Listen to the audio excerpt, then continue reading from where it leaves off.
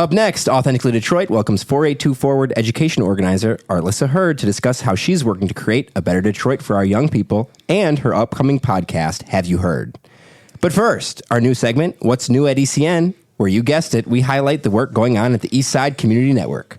Keep it locked. Authentically Detroit starts after these messages. Calling all residents and lovers of the East Side, the Spring Stoudemire Showcase on April 16th is your invitation to come in, get connected, and discover all that the Stoudemire Wellness Hub offers for Eastsiders. Experience the space, meet staff and instructors, and learn more about programs designed to support everyday life. Whether you're looking for health and wellness resources, opportunities for your children and family, or ways to stay connected and engaged in the community, join us on April 16th and see why the Stoudemire is the place to be.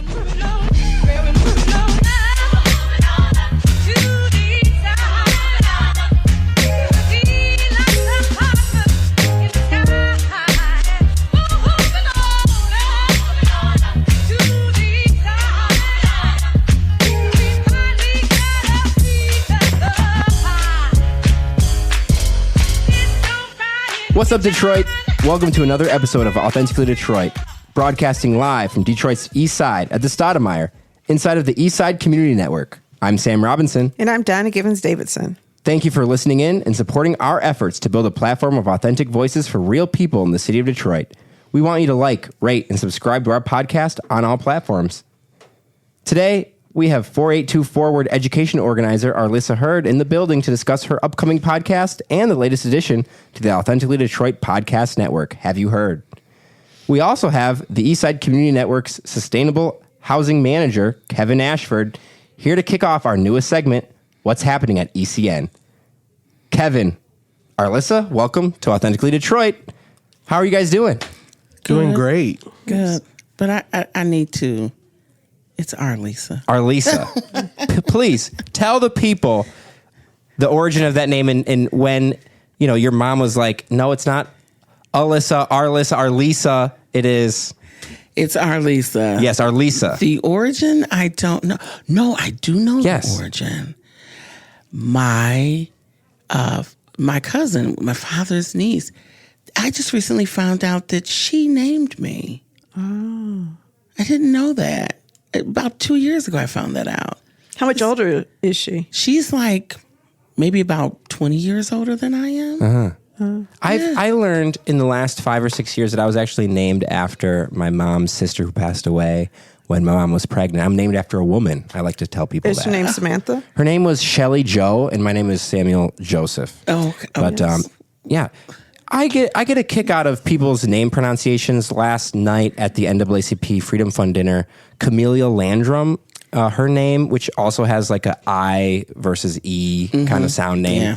And people mispronounce it Arlyssa. It's Arlyssa. It's Arlyssa. And same with Camellia. Yeah. She would say Camilla instead of Camellia. And I was just like, Governor Whitmer was like the only person to get that right. Yeah. I get it all the time because the way my name is spelled, it's the Y in there that throws people off. It's been all my life. I usually let it fly. But no, not here. No. Yeah, I mean, because you are in our network. Yes. And we have to get it right because you are a partner. I just want to say how excited I am to have you here. I am too. You are, first of all, I always remember when we met, we had a great conversation. And then you came here.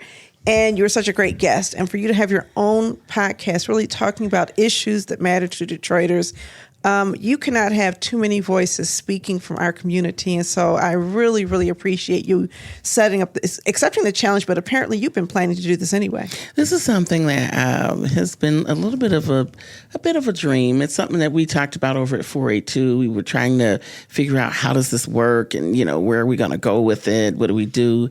So it's kind of always been out there. And then I've always had over pretty much a great portion of my life, I've always been either invited on a radio show back in the days, right? Radio, right? To do interviews and all of that. So that's where I got my start.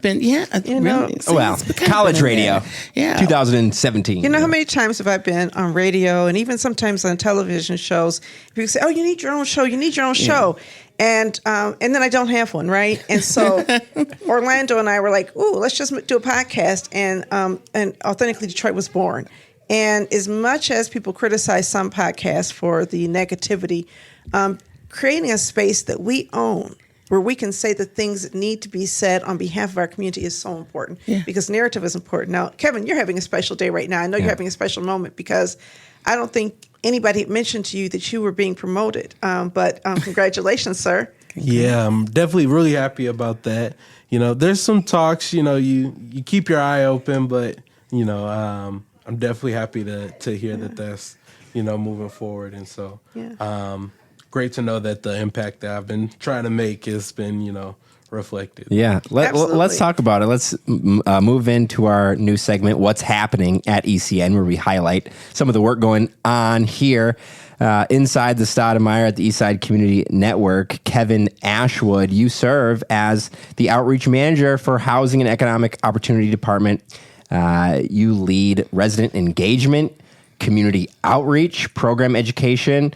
Here, the efforts centered on housing and stability, wealth building, neighborhood empowerment across Detroit's East Side. In his role, Kevin works directly with residents, block clubs, and community partners to connect Detroiters to critical housing resources, including tax relief support, home repair programs, affordable housing opportunities, and financial readiness services. He is also heavily involved in ECN's continued partnership with the Coalition for Property Tax Justice, as well as the HOPE Property Tax Exemption Program. Recently, Kevin became the first ECN team member to pass the examination to become a HUD housing counselor. Kevin is deeply passionate about creating pathways for both Detroit residents, not only to remain housed, but to thrive, build wealth, and feel empowered in their community. Kevin. Yeah. Can I just say a couple of words before you told Kevin? Yeah. It is always a joy to have people work who are passionate about what they do. Yeah. Because, you know, the passion in an organization cannot reside with a few people. When you have a bunch of passionate people who are trying to do good things, and since Kevin has been here, he's just all over everything. So, you know, it is recognized, it's appreciated. And I want to acknowledge that this was your idea to create this segment. It was not somebody asking you, can you create this segment? That kind of initiative is appreciated. So thank you for your continued contributions to our organization, our community. I appreciate it. This is really a surreal feeling just being on the podcast. I know Donna, I've kind of brought it up before, but Authentically Detroit is what brought me to ECN. That's awesome.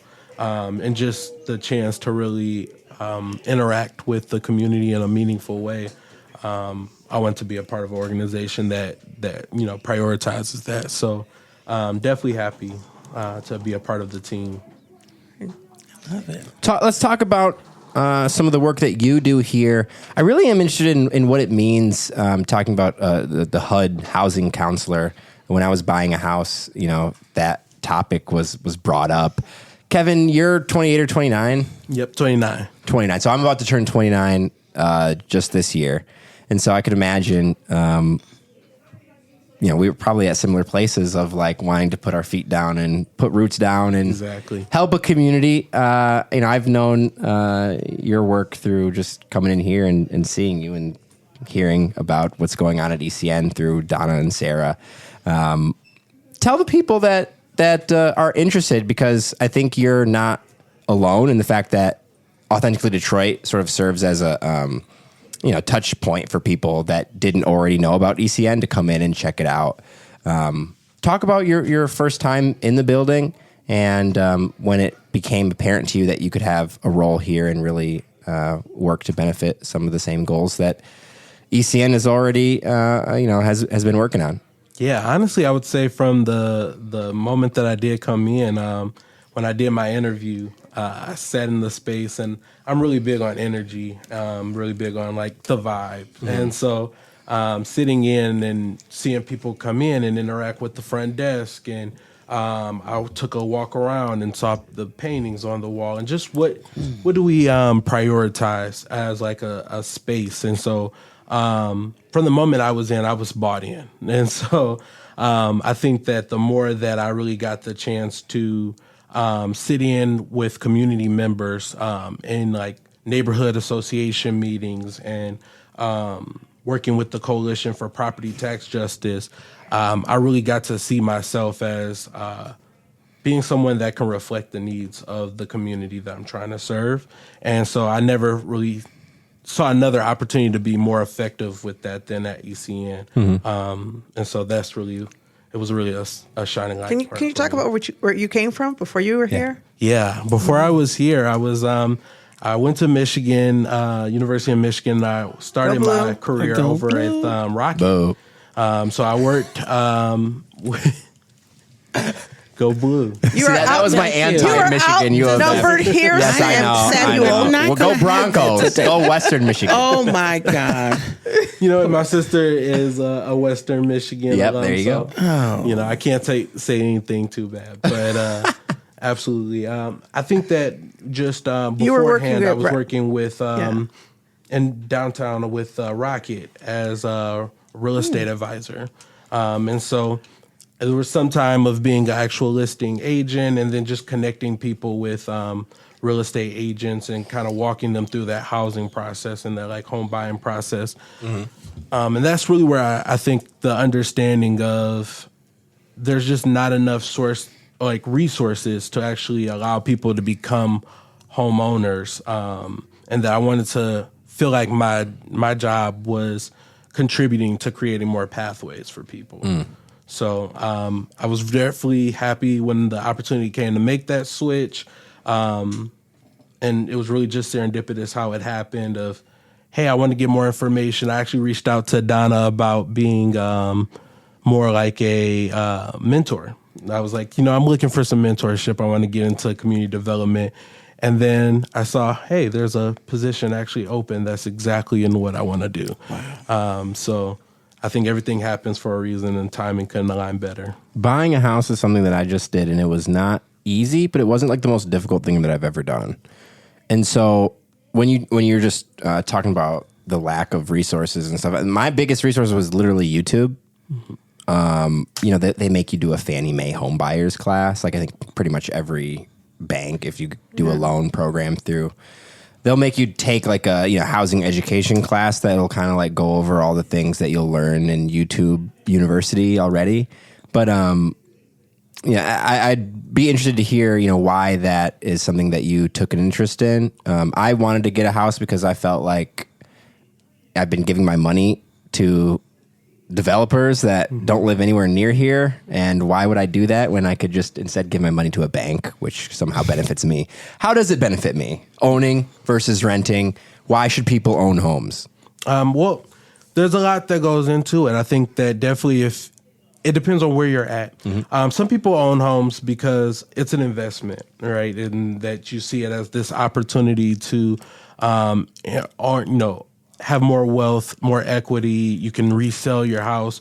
The Detroit housing market is a little different in that way, though, that when you talk about why to own a home, it's really about creating roots. It's about, having a place for your family, some place that kind of cements you into the city.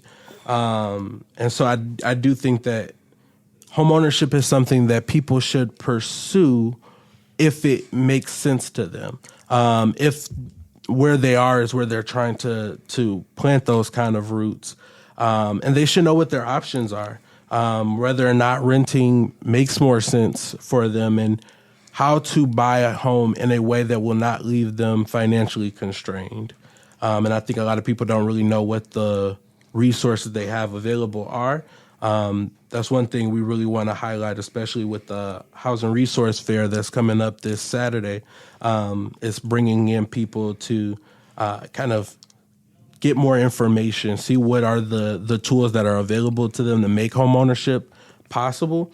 But outside of that, recognizing that there are other avenues as well that, renting or even more experimental views like shared housing or things like that are possible. So. I want to point out something, because you made that point. I want to just stick with it for a second. In Detroit, people talk about owning homes right now. We have this black capitalism thing, and it's like, generational wealth. Very few people buy back your block. Very few people get wealthy in Detroit owning homes. Yeah. Let's just be honest, right? In order to get wealthy owning your home has to appreciate in value every single year at faster than the rate of housing inflation, right? Yeah. If it's not gaining value, it's losing value. But we want to own homes anyway. not for generational wealth, but generational well-being. And that's what you're speaking to, is the well-being aspect. I don't think everything we do should be about wealth. So much of what we're doing is about place. It is about connection. And the people who lost their homes did indeed lose wealth, but they also lost community. And so what you're doing, what Sam just did, was he invested in a community. Yeah, in a place. In a place. And that's so true. I mean, people talking about, you can go get a job in D.C. now and rent out your house. Like, yeah, I guess I could, but like, that's not the motivation for buying it. Like, I just bought this house. I want to live in it now, And so I do see when you talk about roots, right? Like, I don't have family that lives in the city of Detroit. My family is in Midland in Virginia. And so, unless I want to go somewhere else and then have to come back to this sort of really rigid and callous and really unfriendly renting market that exists in Detroit, I think we should really get serious and real about how bad conditions are for renters and how, I don't want to say good, but it's just out of balance. Developers and landlords are so getting the better end of these deals when you talk about what's happening around the sort of 4.5 square mile radius of the downtown. Right. And it's just, it's amazing that when we think of new people coming into Detroit, they're renting first. They're not coming in as home buyers. The ones that are the, sort of upper middle class to wealthy white people that will move into Indian Village or somewhere where there's great water homes on the east side. But I want to say this, because having co-chaired the Housing Development and Planning Transition Team Committee, I can tell you that a lot of landlords, especially Black landlords, are struggling. Yes. Yeah. Yes. And so we have like to Detroit still. Those downtown developers who get all of the subsidies, who get all the love, and then you have the neighborhood developers who have 1 or 2 homes and are just trying to hold on by the seat of their pants. And a lot of times we cast them as the problem, but I look at the ecosystem of housing has to be reinvested in and supported so that small landlords can do their job. Yeah. There's amazing people like Bina Elliott with the Opportunity Fund, who is looking at helping support small landlords so that they can be good landlords. Yeah. And to, in all transparency, I'm a small landlord now, right? My husband got some property, and all of a sudden we had to figure out how to fix it up, and it was really badly damaged by the people who were there before. It's thousands of dollars of investment before you can get anything out of it, and we're not going to earn anything back for at least a year. So when you look at it, I think we have to understand, and I think there's Detroit Future City just did a report on small landlords, and they found that most landlords in Detroit are small landlords. Yeah. And then you have the predators. And the biggest predators are not always landlords. Right. They're people who are selling you a home by way of land contract and a predatory deal that makes you accountable for a home that's falling apart, and you lose the home if you miss 1 or 2 payments. Yeah. Or even worse, people who are in lease-to-own deals where there's no law, not contract law, not landlord-tenant law. And the reason people who own properties, predators, enter into these spaces is because they are not regulated. So we could do a whole conversation, and hopefully that's going to be one of the things that's talked about at the housing fair that's coming up on Saturday, educating people about their housing options so that they don't fall into this trap of thinking the problem is rentals. Because for a lot of people, it may really be the best option to create more financial security for yourself and to put yourself in a position to one day own a home if that's something that you desire. So. Yeah. So what else is going on at ECN? So to start, definitely that housing fair that we have coming up this Saturday is going to be at 14711 Mac, and it's going to be from 11 to 3 p.m. We'll have vendors there from, local officials, Councilwoman Letitia Johnson's office, as well as a bunch of community partners as well. And so we're really just trying to provide something for every resident. The person who owns their house and is looking for some renovation projects or some much needed, more critical repairs for their home. We're looking for the person that's looking for new housing opportunities and are trying to get more information on how to do more home readiness and home buying readiness and stuff like that. And so we're having vendors that's catered towards all of those topics, as well as food, raffles, and really just a moment to come together as a community. Additionally, I know we will be having the Containing Black Utopia. It's going to be like a book talk at the Charles H. Wright Museum. That's going to be on the 6th of May from 6 to 7:30. And so definitely we want to encourage people to come out and really have and engage with this conversation about, different Black utopian civilizations, or not civilizations, communities, over the years, and different ways that that has looked over time. I want to say a word about that. Sometimes you're watching the news and you just want to escape everybody, right? I need to go to Utopia because these folks hate us, right? And you're watching it. And there were actually people who freed themselves or who were freed from slavery, who formed their own communities. They didn't all come to Detroit. They didn't all come north and do the Great Migration. Some of them found some land and built communities where they set the rules. And they called their communities a lot of times freedom. Or utopia. And there was this vision that they had. So I was just reading a book. I'm trying to remember the name of this town. But in this instance, they had kings and queens. And sometimes they established royalty to try to recreate a presence that was taken from them. Aaron Robertson is the author of that book, and he is amazing.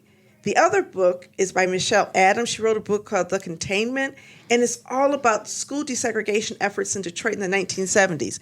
As somebody who grew up in Detroit in the 1970s and was going to school and the teachers were on strike and everything was going on, I didn't know why we didn't go to school until October. I didn't know what was happening, but there was a lot happening behind the scenes. There was a lot of racial violence as Black students were integrating schools like Cody and Osborne, where there were actually fights, and there was actually court-mandated inter-district school busing where Detroit students were supposed to be able to go to school in all of the suburbs. It was stopped by the Supreme Court, and it's a case very few people, we know about Brown, but we don't know about Milliken. This decision came down, and the impact of that decision, obviously, they made the decision, they said, Detroit's school segregation or housing segregation was not intentional. How anybody could look at facts and come up with that, but this is when there was pushback against it. So come and listen to these brilliant authors who are both from Detroit, Black folks from Detroit, who have taken the time to document meticulously our history. And one more thing about the Black Utopians, it really covers a lot of information about the Shrine of the Black Madonna. So if you are ever curious about how it was formed, who did it and why, and how it operated, it's a great book to read. Absolutely. And so we want to support, those authors and, highlight that as well. So please do come out to that event. Additionally, on May 19th, from 5 to 7, we are going to be having our estate planning workshop here at ECN. And so that's really just giving residents the opportunity to learn more about putting a will together. What is the benefit of having a ladybird deed, and really what that means, and without spoiling too much ahead, but it's very necessary for people who want to transfer ownership to a family member or a loved one and keep their house in the family in a way that isn't going to keep them stuck in a probate court for forever. And so I think a lot of people kind of skip ahead through that part, and we see that in Detroit. There's a big problem with like heirs properties or properties where essentially people's name isn't on the deed because they inherited the home unofficially, never went through probate court. And so we do want to protect as many family homes, those family legacies. Like we said, that's really where families find their place in Detroit a lot of times. And so this workshop is going to be really equipping people with those tools to make sure that they're holding on to their homes for as long as possible. And that's also one of your roles. One more shameless plug. On May 11th, I'm going to be releasing my book, Divining Freedom, at the hottest new place in town, I think, the Howard Family Bookstore. Yeah. I'm really excited about it. It is something I've been working on for 4 years. I started when I lost my mom, and I finally finished it, I think, even though I'm still doing a little bit of copy editing still. There's 118,000 words. And there's so much room for error with 118,000 words. You'd be surprised. But it really is my heart. And so I hope those of you who are interested come out and check it out. And also visit the Howard Family Bookstore, opened by our friend Jerron Howard, who is now the Director of Youth Affairs for the City of Detroit, but also has invested in our community on the West Side. I'm going to be on the West Side, folks. Okay. From the far east to the far west. That's what me and my friends say after I bought my house. Kevin, before we leave, before I walked in here, I was reading about you on Outlier, where you can read about some of these housing issues also with the landlords not having the resources to repair their homes in order to get up to code and whatnot.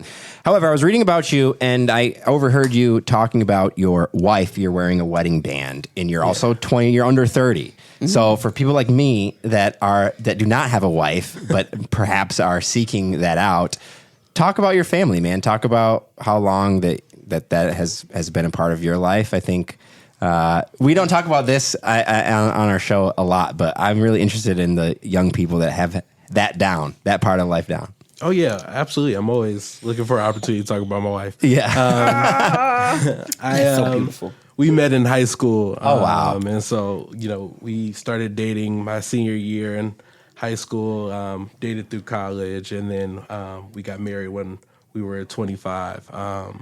So yeah, she's my best friend. She's also a brilliant social worker, therapist, and a children's book author. So she's written 2 books, really trying to teach kids about how to navigate, social emotional learning. The first is Amethyst Has a Worry.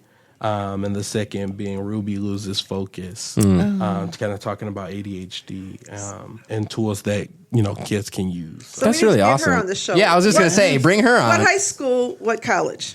So we both went to Renaissance High School, and then for college, she went to Michigan State. I went to U of M. So divided family. Yeah, house divided, big flag in the living room, and so we go back and forth on who's the true victor. But to be honest, she did kind of cheat because she went to grad school at Michigan. So See, she can count both.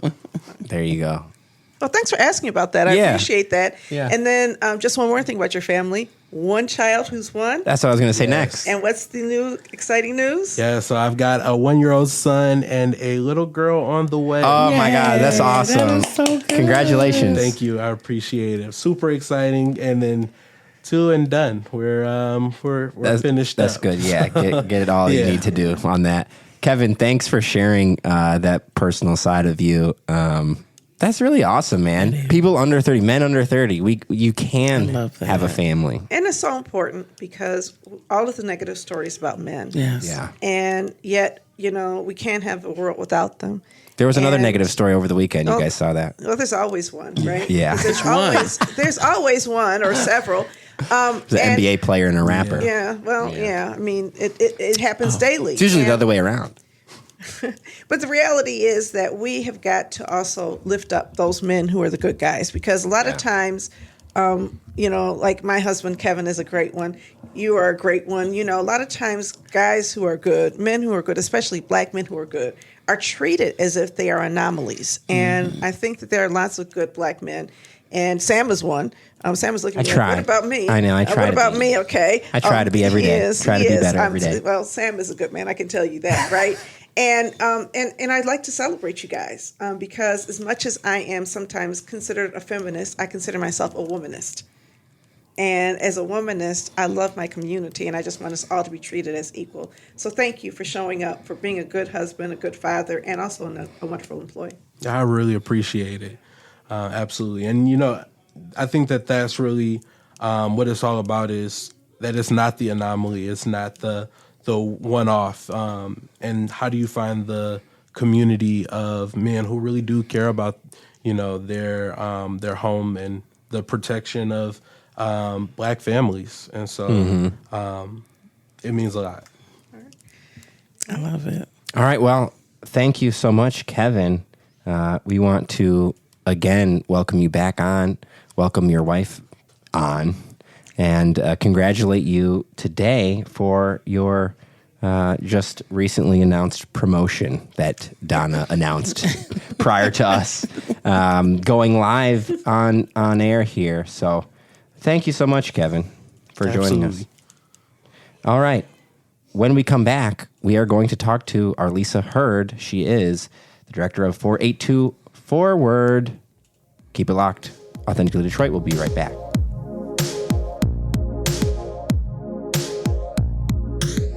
The Authentically Detroit Network is proud to announce the Amplify Outside podcast hosted by Ian John Solomon.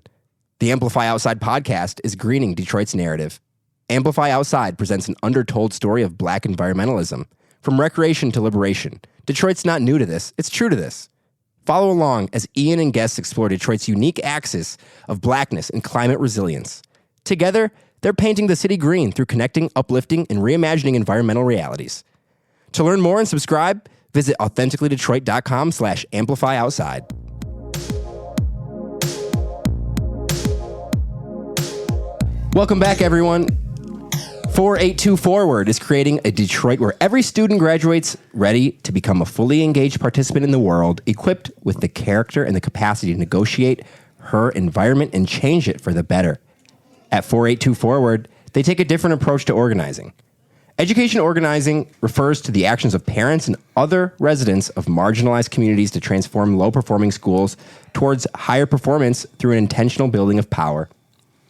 This is different from other approaches to school improvement because they believe those who are most affected by the problem should help create the solution. In other words, families and students have to be in the driver's seat if we want kids to succeed. Education organizing focuses on system change and school accountability. Now, Arlyssa Heard is taking 482 Forward's mission and turning it into a podcast. Have You Heard? Is a podcast dedicated to addressing school reform from all angles. Whether it be students, teachers, parents, or administrators, Arlyssa wants to talk to them all to get to the bottom of one question. How can we produce better outcomes for our students? Arlyssa Heard is with us now. Arlyssa, at our break, we were talking about that you went to Northwood University. What an interesting background in Midland, Michigan. Where Authentically Detroit listeners probably know by now, but if you didn't, I spent more than a decade in Midland after moving from Baltimore, Maryland. My mom was a nurse at Johns Hopkins Hospital. She's from Midland, Meridian, Sanford. And so I went to Midland High School. I went to Central Middle School on Rod Street and Carpenter Elementary School on Carpenter Street, I believe. And Carpenter Street was the school closest of the schools that I went to Northwood University. I spent my summers in the old gym. It's been renovated, but the old Northwood University basketball gym where they would play men's and women's basketball games. I did a Detroit Pistons summer camp every year. Are you kidding? Yes, with a man named Coach Steve, who I think now a Pistons employee tells me he goes by Coach Joe because that was just his like stage name. I think the gymnasium used to be the Bennett something. The Bennett Center, yeah. The Bennett Center. Yep, exactly and that. Then, yeah, and then... what years was this? Oh, God, I'm not going to tell that. Oh, okay. But, my God, but don't. Because the university itself has changed. Oh, yes. It wasn't even a university when I was there. It was just a college. It was Northwood Institute. And so it was a private college. And it was a business college? It's a business college. And then... automotive aftermarket and all of that. So there's did you know that the school is built like a dollar sign? Did you know that? No. I did not know. I did not know. That's why it's so confusing to drive around there. Oh my God. Crooks Road, all of the turns. Honest to God, I did not know this until the day I graduated. You want to know why? Because there was an aerial view on the front of the, what is that, the program that they give you? Yeah. And this is, there's this long walk from the village, on campus apartments all the way to the dorms or whatever. Uh-huh. That's the strip. And the Crooks Road is an S. Crooks Road. It's 3225 Crooks Road. Oh my God. And it's an S. And the strip is the sign. It's a dollar sign. It is. Now, if that was not something that it is a dollar sign. So capitalism, right-wing politics, Midland. I mean, corporate demagoguery. We were in the heart of it. We were in the heart of it. They drilled in us that it was funny. Free markets. Free market. Yes. Free enterprise. Yeah. No welfare, although they accepted financial corporate aid. welfare. I mean, they like it for themselves. That was a really big thing. I mean, Oh, wow. There are so many things that I So learned. there's a trauma. I talk about it in my experience from elementary school, middle school, high school. I knew I would not be friends with like any of those people that I went to high school with. And, true today, I talked to maybe 2 or 3 people that I knew from Midland. But it was something that I'm grateful for. I wouldn't have taken back. I wouldn't go back and do over. Like, I'm grateful to have had that experience. It was traumatizing. It was racist, frankly. I mean, really. There's countless times where I'd be walking down the street and people would yell the N-word at me, like out of their trucks. Oh, that happened. Yeah. That happened Normal. a lot of times. Yeah. And of course, I'm like 20 years older than you, right? So you were in the 80s. I was in the 2000s. That's what I'm saying. Yeah. And so you can just about imagine what was going on. I had my ex-boyfriend back in those, but he was chased. I mean, they chased him. It was crazy. But I used to have an econ professor. This is just to put you in the mind of what's going on. He was the cheapest thing, collected all these newspapers, always collected pop cans. In fact, like you take the first class, the freshman class comes in, he takes off his belt and he shows you that it's double-sided. This is how he saves money. So it goes from black to brown.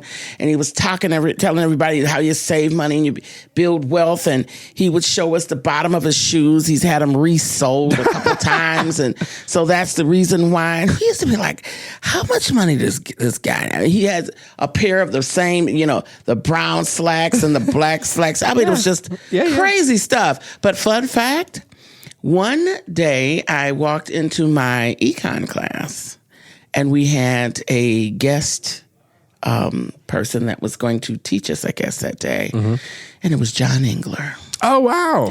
Interesting. And his car was parked because you could pull up in front of that, that little circular drive on one of those, I think it was the Griswold, what they called it. His car was parked right there because, he ran on this whole thing of he was going to save Michigan money and he didn't need fancy drivers and all that. Boy, oh boy, I learned a lot that day. Wow. Now, what did you learn from him? Nothing. Actually, I really felt like, wow, this is the school. I don't know if my parents really knew what type of school we were in. It was only it was a portion, small segment of black folks, but all the black people stuck together, so we all knew each other. Even when I was sort of interfacing with Northwood University at a young age, most of the black students were athletes at that time in the early 2000s, 2010s. Same. Yeah. And so were those student athletes even aware of the sort of political dynamics? I don't think so. And I don't think a lot of the students even a lot of times I found that a lot of the star athletes get recruited by their coaches. Yeah. And their coaches begin to indoctrinate them with their political beliefs. And, going along with the coach, the interesting thing about coaching is coaches' obedience or following the leader is really encouraged. And that's the reason why you have so many athletes, I think, who are confused about their identities and whatever because of the influence of coaches. And sometimes, coaches take them in when they're in high school and begin molding them. And so... And they're shaped. And I saw that when I was working for Western Michigan football. I was an employee of Western Michigan Athletics. And, I mean, it was a white supremacist culture that had all lives matter on one of the characteristics of how we want to be. Yeah. And I'm just like, oh my God. And those are some of the things that in a liberal place. Kalamazoo is a liberal. Well, absolutely. And then those are some of the things that we hear about now about even when we're talking about the NFL and football, what is it? And then all these white owners, and then people have even likened it to almost like plantation style sports. But the thing is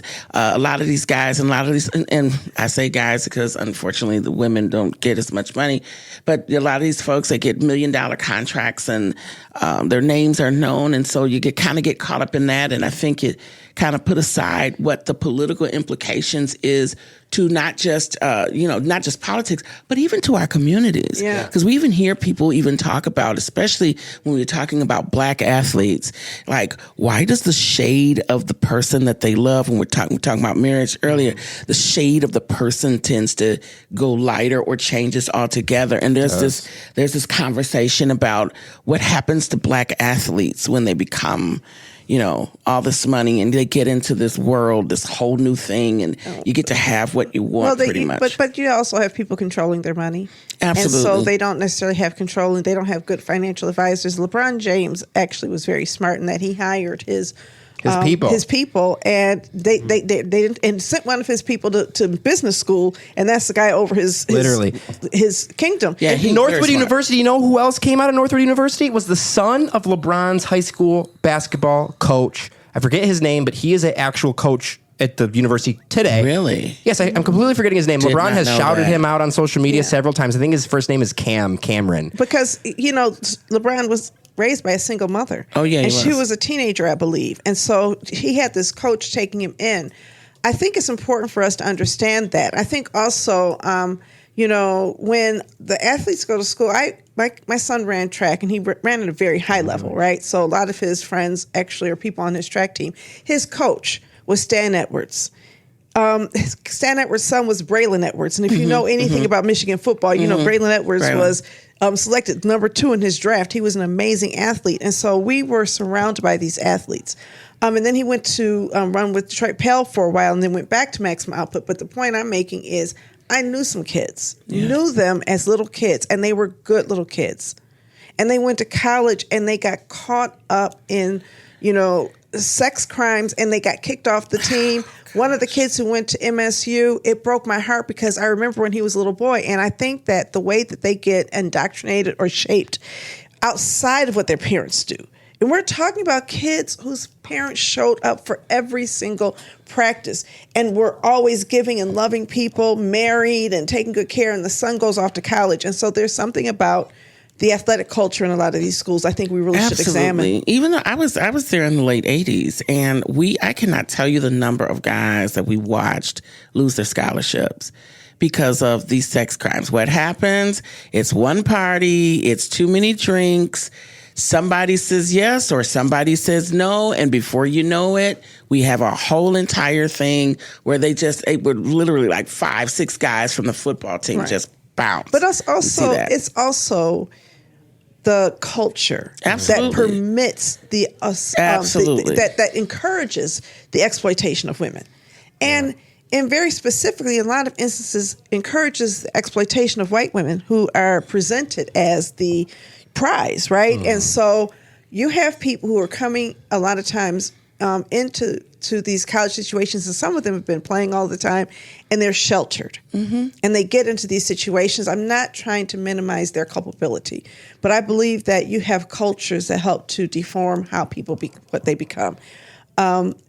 Speaking of school culture, speaking of school culture, you are a person who is trying to improve education for our kids, and in many ways to make them resistant to the kinds of things that happen in college, but also prepare them for a future. Can you talk about your work?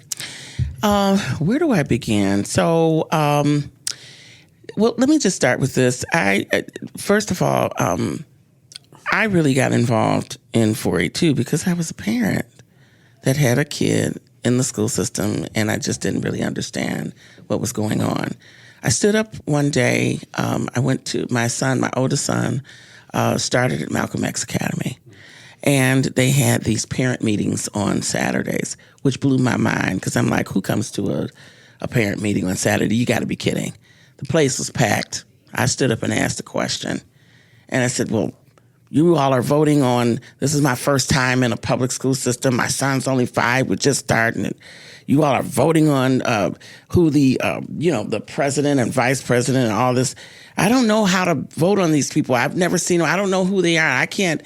And they said, tell you what, thank you for asking the question, so we nominate you as the assistant secretary for the, I'm like, wait a minute, I didn't ask. And so that put me in, and I learned a lot. And over the years, I just grew a little bit more upset because I couldn't quite figure out what was wrong with there was something was just off. My son was getting good grades, but it just seemed like they just weren't authentic. You know what I mean? It was like something was missing. And then things were happening, teachers there, as we went on, the book supplies and classroom size was kind of like this model that was echoed during that time. And then there were issues with the building, and then it seems like the sometimes scoring, and then funding, and then superintendent, and we were looking at state takeovers. And then it kind of led me in this direction. And fast forward to today, just really discovering that this is not the principal's fault. It's not necessarily the school's fault or the superintendent. This is systemic. And so for us, the work that we do at 482 is looking at those root causes that have built out into these larger systems that have, quite frankly, this is why we have a lot of what we have, and helping not just parents, but parents and youth and community partners understand, how do we get at the root causes of the system? It's not just about funding. It's also about culture. It's also about these things that are happening in the community. When we were talking earlier segment about housing. I'm like, housing is such a big deal for families, because everything that's happening in our communities, everything that's happening in the culture shows up in the classroom. Right. You don't get away from that. If we have no place to live, families are homeless, that comes to class every day. That's right. If the lights or the gas and the water is off, that comes to class every day. Fighting in the hood, all of the internet beef, all of that, right, that comes to class. We've seen that play out at one of our schools over in Brightmoor, at Gompers Elementary, where we see a student that ended up, stabbed as a result of this, this tug of war and fighting and, bullying one another, whatever the situation Last year is. was at Denby High School. Yeah, and then there's more. We just see all of these things happening. And so what is at the root cause of a lot of that? And so, that's it. It takes a lot of work. We've done a lot of good things in the city. And even though we are, 482 stands for all the first three numbers of the zip codes in Detroit, we are especially focused on Detroit, and Detroit is the core. However, the reach of our work definitely crosses over into the state policy, state work, because obviously funding and all of that comes from the state to help our schools here in Detroit. So we are just really focused on having schools be more accountable, but also empowering parents and base and youth to be able to speak for the things that they need and come from an informed, educated place of advocating for what it is that you need. Because there's some rules to the. Can I cuss? Yes. No, there's some rules to this stuff, okay? There's some stuff that's happening that people need to be aware of. I say, can I cuss? We just had to put a parental advisory warning. I felt it slipping out. I'm getting better. I felt it was about to slip, but there's a bunch of crap that I think that we need to be aware of and understand that sometimes sometimes we're frustrated. Mm-hmm. As parents, we're frustrated. Teachers are frustrated. And sometimes it's easy to kind of go right for one person, the school leadership, or right for the superintendent, or directly for the board. And they all should be held accountable. But sometimes it's deeper than that, and there are layers. And there are also, when we were talking about policies in court cases, when you talked about Milliken versus Bradley, there are things that have been set in place that has led and fed into some of the things that we're seeing, and all these things are coming out in the wash. So yeah. What do you mean? Give examples. Well, for example, in the Milliken versus Bradley case specifically, we're talking about desegregation. One of the things, let me just start with this too. My father, who was like 97 years old when he died, one thing he used to always say was he thought that desegregation in a lot of ways hurt us. And I never understood that. I didn't really get it. I said, what are you talking about? This is good. We need to be together and all these things. But as I think I kind of understand what he meant, because now how many suburban children or how many white children do we see coming into black schools necessarily? Right. It seems like if you can't break something, you starve it. And so if what was this? Maybe but that's not desegregation. No. This is why he's saying that he really believed that desegregation hurt us in a lot of ways. I thought that maybe, I'm thinking like, can we all just get along? That kind of a mindset.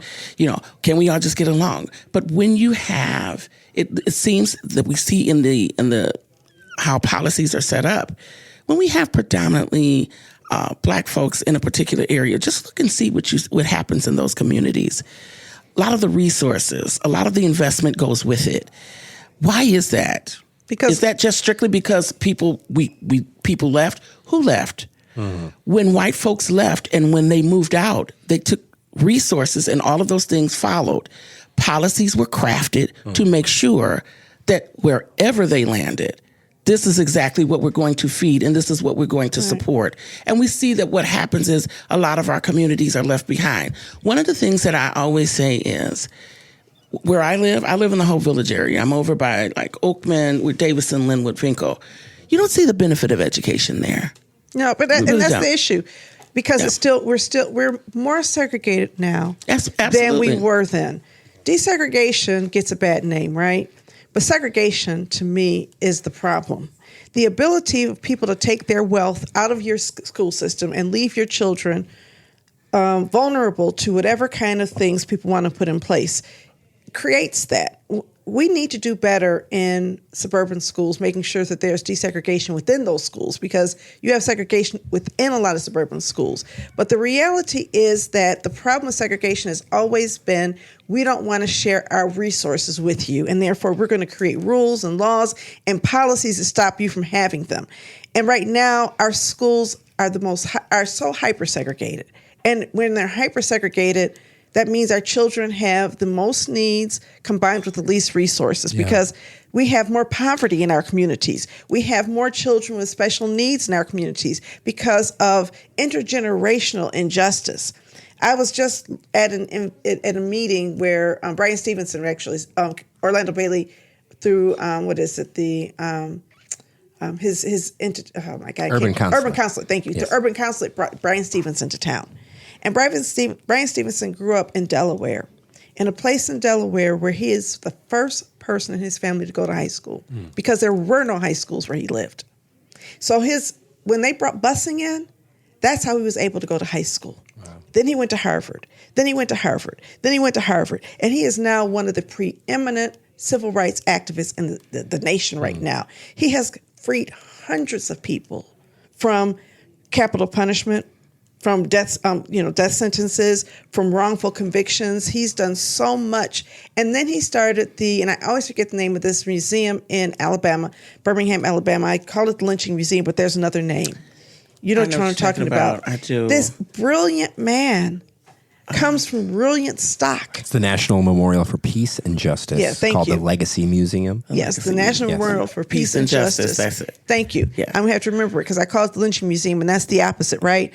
But this brilliant man would not be where he is if we still had legal segregation of schools in the United States. In Detroit schools were never segregated in the 20th century. In Detroit, schools were, then you had like neighborhood segregation. Mm-hmm. And so what they did was they put us all in one neighborhood and they put school boundaries. Right. The school boundaries were designed to keep us in mostly black schools while white kids got to go to other schools. And the reason there was violence is because in the city of Detroit, busing was ordered in the 1970s to say Osborne can no longer be an all-white school. Cody can no longer be an all-white school. So even though you didn't have inter-district busing, you had intra-district busing. But I think it's important that we look at the data about what happened to kids in places where there was strict school segregation. In Fayetteville, in the Charlotte, that area, the number of kids who went to college skyrocketed. The number of kids who graduated from high school skyrocketed.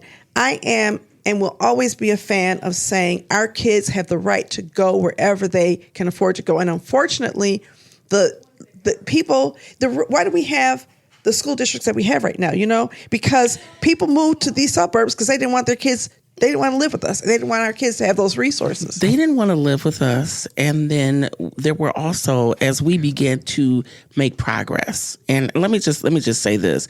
I believe that mixed communities, mixed incomes, mixed races definitely helps everybody it grows everything. That's it right. grows the economy. There are opportunities that come out of that. But everybody is not there yet on that mindset. I have no idea why. Well, I do have an idea why. I think it's a lot of I know Yeah. why. We know. But let's just get that out of the way. Tribalism. But I really, what is just so unfortunate is that sometimes I think there's also this this mindset or this messaging that comes across as, well, if I can just get into the suburban area, then things would be better. I'm talking about our community. And think about how that plays out. Yes. Because again, there's A lot of trauma. segregation. There's segregation. Right. There's hyper discipline of black students in those Absolutely. urban Yeah. school districts. So the problem, though, is racism, right? We need problem is research. We racism. need researchers at the University of Michigan to go into these suburban Metro Detroit schools and talk to these students.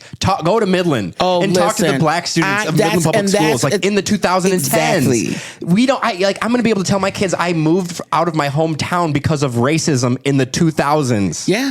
You know, absolutely. I used to research this, not under any, banner. I used to research this. I would look at the state education, Michigan Department of Education, the education statistics, National Education Statistics. You can get there's a database on how many black kids are in honors classes, how many black kids are in Absolutely. special education, Yeah. how many black kids are being suspended, how many black kids are Absolutely. being expelled, and the overrepresentation of black kids in all of those statistics.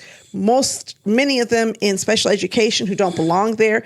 Then you have the tracking, right? You have the slow track. Then you have the AP track. And most black kids do not end up in the AP track. I sure didn't. So here's my story. My kids were at Renaissance, and Renaissance had a new school principal, and I wasn't feeling her, right, for good reasons. And I felt like I just wanted my daughter to have a better education. So a lot of parents pulled their kids out. I was living in the Birmingham, Michigan school district. I was in Southfield, but in the Birmingham district. Sarah was able to go to Renaissance because her dad lived in Detroit, okay? So I moved her to Birmingham, and the year she moved, her school counselor from Renaissance actually moved to Groves as well.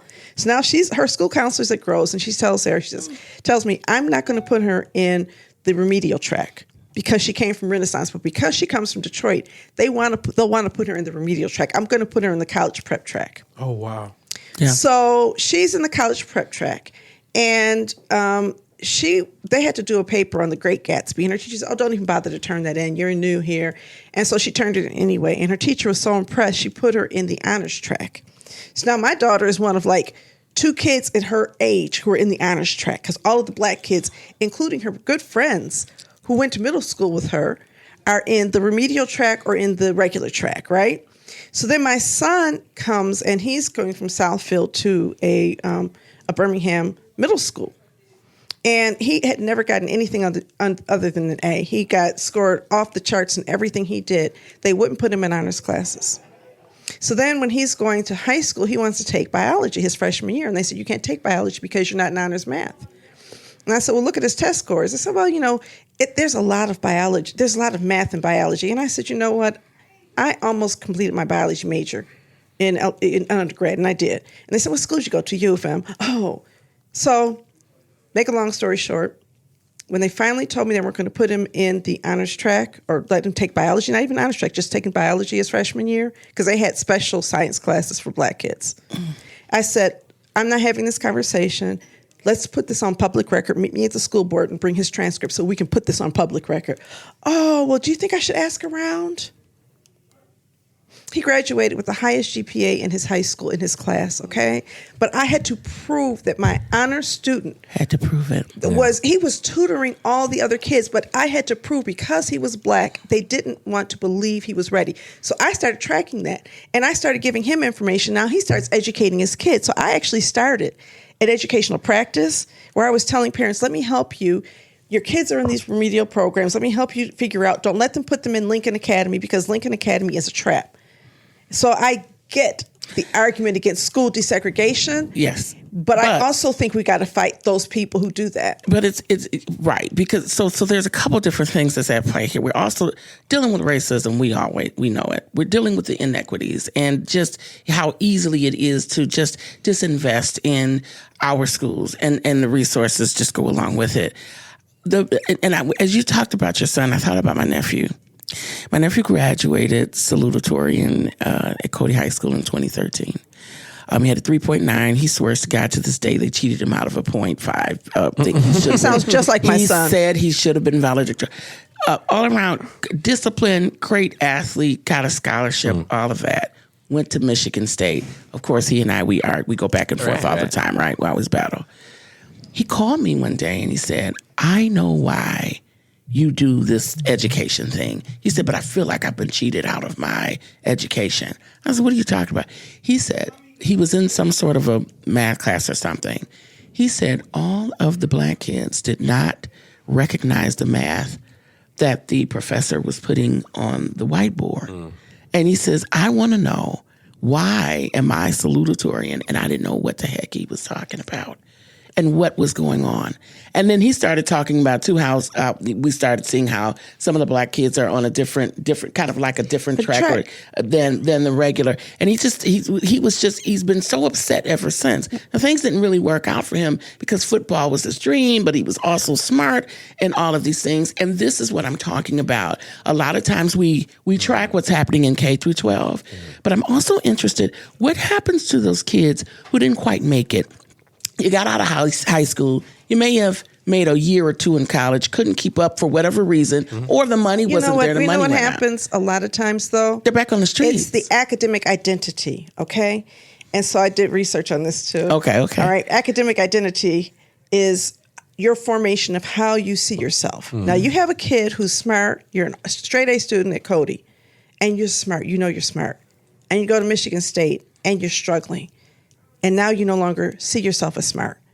And that change in your identity, I tell every young person who graduates from here, don't allow this to impact you. It's not about smart. It's about, are you prepared? And you can work through it. You can always relearn it. But that is the thing. It's like you hit a brick wall. And so many salutatorians and valedictorians in Detroit go to college and they are shocked by the fact that, we aren't finishing our textbooks. I used to work in Northern High School existed on Woodward. I was talking to some kids. They were teaching Algebra 2 out of an Algebra 1 textbook. They would teach the first half of the textbook was Algebra 1, and the second half of the Algebra 1 textbook was Algebra 2. There's no way you're going to be prepared for algebra when you go to college if you think that these are two separate classes. When Sarah went to Groves, that's the first time she ever completed a textbook. She said, we finished this textbook. I can't believe we finished this textbook. Wow. And then when Philip was taking his honors math at Michigan, they were learning math from the same textbooks they use at U of M. So they're teaching in high school the same text. And keep in mind, the teachers in high school are certified teachers. Those professors in college are not certified to teach. They are academics. And so the quality teaching is not there in the same way that it is in high school. And that's where a lot of our kids get messed up. And I could talk about this. Obviously, I'm really passionate about education reform. I was in it for a while. I got my master's degree focusing on education reform because I think we need you deeper in the work. I'm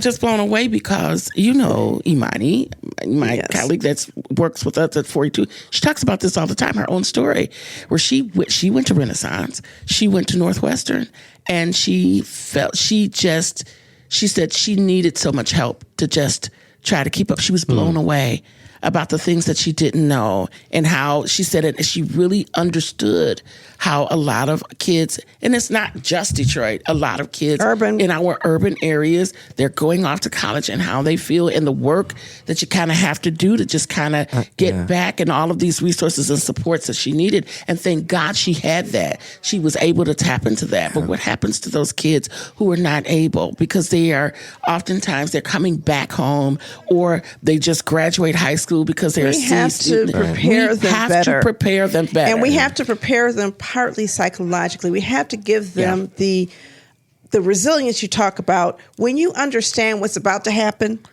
then you prepare yourself. But when you go there and you think, look, I'm on top of the world, and then you find out that you're not, it takes an emotional toll. And a lot of young people, therefore, leave and never go back because they are so disoriented, so disillusioned. So I think even more so, you guys mentioning your own children, my own situation was not as the valedictorian or even knowing how to say that word because it was I was, a middle of the road student. I wasn't good or bad at anything. I was told by my math teacher, who was a basketball coach that didn't teach me math, Sam, you don't understand math. You probably should have been held back in certain things. And I say, well, they tried to do that to me in elementary school, and my mom refused. Black children are treated differently in Midland. They certainly were. When I grew up, they were treated as if they were intellectually inferior by authority figures, leaders of communities. And a lot of the leaders of those communities, high school football and basketball coaches, really were predatory in their recruitment tactics of poor black families, getting them apartments or live with me at my house or to just have the kid on the team. Really sad what goes on. Arlyssa, we want to talk more with you. We're so excited for these new programs here on the Authentically Detroit Podcast Network, of course, with Ian Solomon and Amplify Outside. And now you, Arlyssa Heard, the host of the Have You Heard podcast. We're going to take a break. And when we come back, we're going to do some shout outs. You're listening to Authentically Detroit.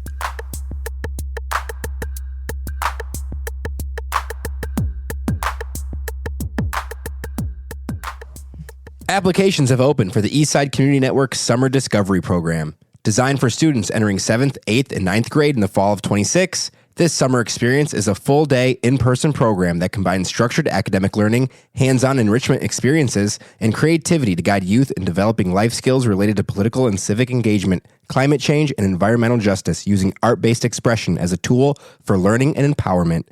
The program runs from June 29th to July 31st, from 8:30 a.m. to 5 o'clock p.m. Applications close on April 30th. For more details on how to apply, visit ecn-detroit.org/youth.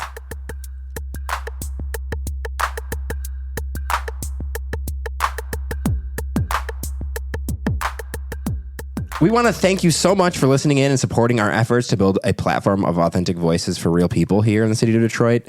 We want you to like, rate, and subscribe to our platform, to our podcast, on all of the platforms that you can listen to it on.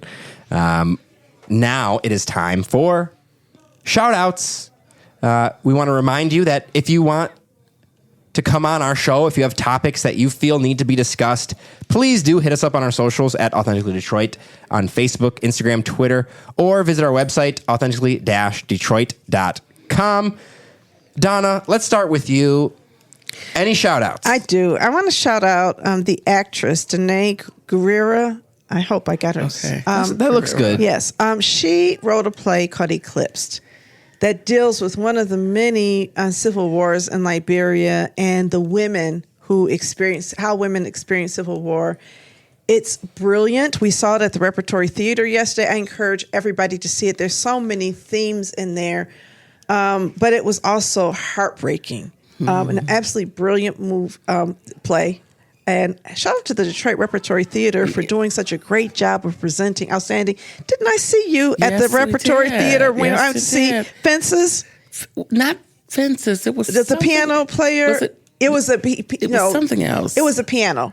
It was August Wilson. Was it? Okay. I didn't think it was Fences. It wasn't Fences. It was the piano. The piano lesson. The piano lesson. Yes, that's it. Yes, I saw you there. Lesson. Isn't it great? Right. Yes, it is a gem hidden right there in plain sight.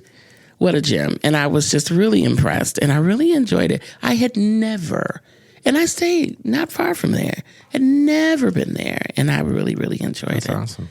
A lot of people should partake more. Kevin, do you have any shout outs?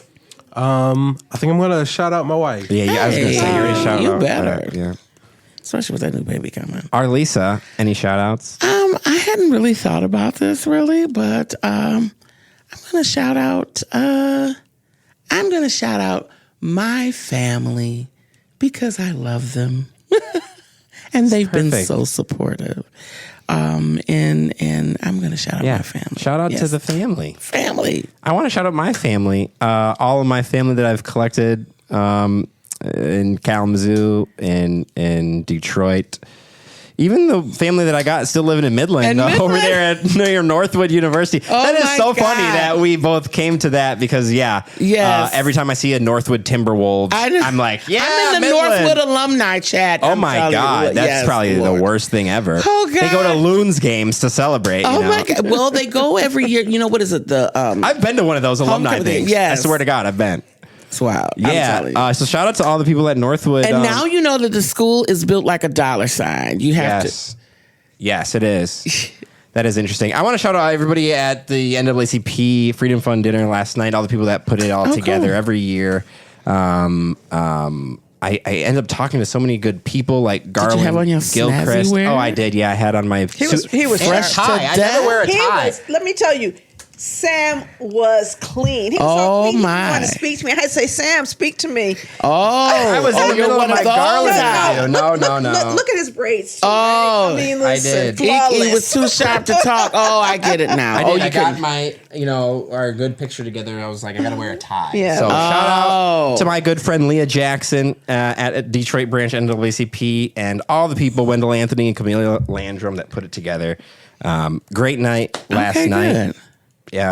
Shout out to the advancement of colored people, I suppose. Who was like the best speaker? It was Hakeem Jeffries and Ruby Bridges was there. That was really cool to see her talk about her parents. Letitia James, the New York Attorney General, was shouting out Dana Nessel. You got to hear from everybody. The theme of the night was the opposition to the SAVE Act, the federal voting initiative, and then the local one is Americans for Citizens Only voting, Americans for Citizens voting. I would imagine coalitions are going to come together to oppose that. It's likely going to end up on the November ballot this year. Well, they dumped all the money into They it. did. And so they got 750,000 signatures. Oh, so quick. I was asking Wendell Anthony and Garland and others. Ellie Savitt spoke to this as well. He told me that it's going to disenfranchise women and people with, perhaps non-Anglo names, Arabic people, or say a Rodriguez with a Z versus a Rodriguez with an S. That initiative, the language, would force people to match what the name that's on their ID to their voting card. Having been married 3 times, I'm in trouble. You are, you yes, might you be in are. trouble. So you're an example of one of those folks. I am like, and they're looking for my voting records and be like, no, she's got all these names. They're going to say that you got people out of ECN. Nick Shirley's going to come and say that you're not doing anything here. I know. You know what I'm talking about. Yeah. Some of the people listening know who that is. I used Don't look him to up. go to the store and see these people with these certificates, and I would get into arguments with people. Sam and I were both doing the same thing. I think one weekend. Well, I ask them. I'll ask, what are you soliciting for? What are you collecting signatures for? And they'll lie to you. They'll straight up lie. They will lie to you. I asked too, and then when they lied, I corrected them, and then when I corrected them, they lied again, and then they started running away from me. Anyway. Yeah. Anyway. I did the same thing too. And they'll say they were saying anything to people. They will. Oh God. A couple years ago. I know people who got tricked into signing it. Yeah. I know. So Yeah. I saw this very intelligent older woman who signed it and thought she was doing something good, and then when I explained it to her, she was humiliated, and that made me so angry because the exploitation of good people. Oh, absolutely. Terrible. All right. Well, we want to thank you. Please rate, and subscribe to Authentically Detroit on all of our platforms. We will talk to you guys again tomorrow, the next day after that. Keep it locked here, Authentically Detroit. Thank you guys so much.